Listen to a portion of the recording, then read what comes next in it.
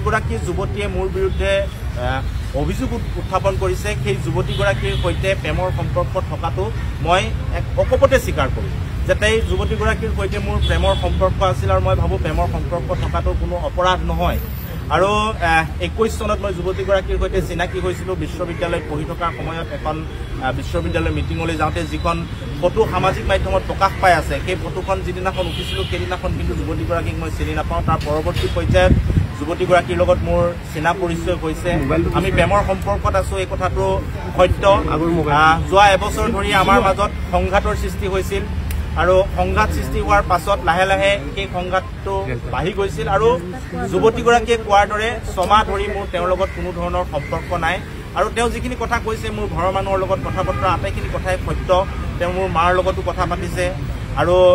তেখেতে যিখিনি কথা কৈছে মই এই কথাখিনি অকপতে স্বীকাৰ কৰিছোঁ আৰু এবছৰৰ পৰা যিটো সংঘাত হৈছে সেই সংঘাতটো আচলতে সঁচা আৰু 6 মাহ ধৰি যুৱতীগৰাকীয়ে কোৱাৰ দৰে যি ধৰণৰ যোগাযোগ নাছিল মোৰ 6 মাহ ধৰি কোনো ধৰণৰ যোগাযোগ নাছিল